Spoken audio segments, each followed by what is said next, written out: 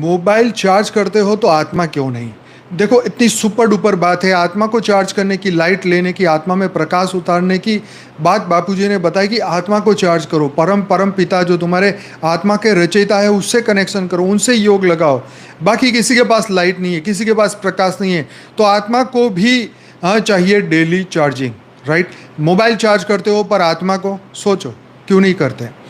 तो आत्मा को भी ऊर्जा चाहिए, ध्यान चाहिए, शांति चाहिए, गहराई से उसे जुड़ाव चाहिए।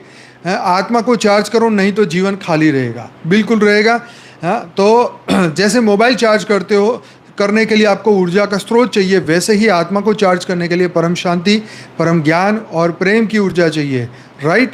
ऐसे ही बापूजी कहते हैं कि आत्मा को अगर रोज ध्यान और आत्मस्मृति में ले आएंगे तो वो फिर से देवत्व को प्राप्त कर सकते हैं, वो फिर से ब्रह्म स्वरूप बन सकते हैं, महाब्रह्म स्वरूप बन सकते हैं, परम महाब्रह्म स्वरूप बन सकते हैं। शिव, महाशिव, परम महाशिव, परम परम महाशिव तुम ऑलरेडी हो, तुम्हारी आत्मा में ऑलरेडी सब कुछ है। लेकिन अज्ञान का पर्दा हटेगा तो ज्ञान जागृत होगा, प्रकाश जागृत होगा तो अंधेरा अपने आप जागृत होगा। करोड़ों साल का अंधकार होगा, फिर भी एक सूर्य की किरण जो है, उस एक किरण से अंधकार खत्म हो सकता है। तो ऐसे ही अगर हम ध्यान लगाएं, योग करें, स्व परिवर्तन करें, मन को बदले, अंतःकरण को शुद्ध करें, तो डेफिनेटली हमारे अंदर वही पावर जागृत होगी, वही लाइट जागृत होगी जो हमारे अंदर ऑलरेडी थी। और वही आत्मा का प्रकाश, जैसे मैं हमेशा बोलता हूँ कि अनंत सूर्यों का प्रकाश हमारे भीतर है, वो जब जागृत होगा तो आप देखेंगे कि आपका मन, बुद्धि, संस्कार सब कुछ परिवर्तित हो जाएगा।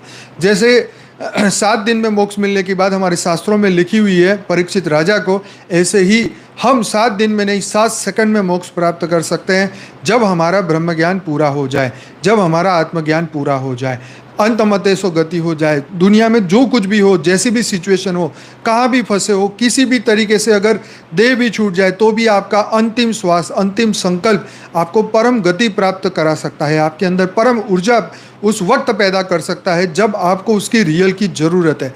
इसलिए प्रैक्टिस करो, अपने आप को चार्ज करो, डेली योग करो, ध्यान करो, अपनी ऊर्जा को बढ़ाओ, फालतू के व्यर्थ के विचारों को ख़त्म करो, संशय को छोड़ो। भगवान कृष्ण बोलते हैं कि संशयों को छोड़ो, और बादलों की भांति तुम छिन्न भिन्न नहीं होगे, 100% तुम्हारा कल्याण होगा, तुम ऊर्ध्व गति को जाओगे, तुम्हारी अधोगति नहीं होगी। भगवान कृष्ण ने गीता में कहा हुआ है कि जो मुझे याद करता है उसका कभी भी वो अधोगति में नहीं जाता। तो इसलिए अपने आप को याद करो, अपने परमात्मा को याद करो, उनसे पावर लगाओ, उनसे योग लगाओ, उनसे आत्मा में पावर आएगी, वही आत्मा चार्ज होएगी।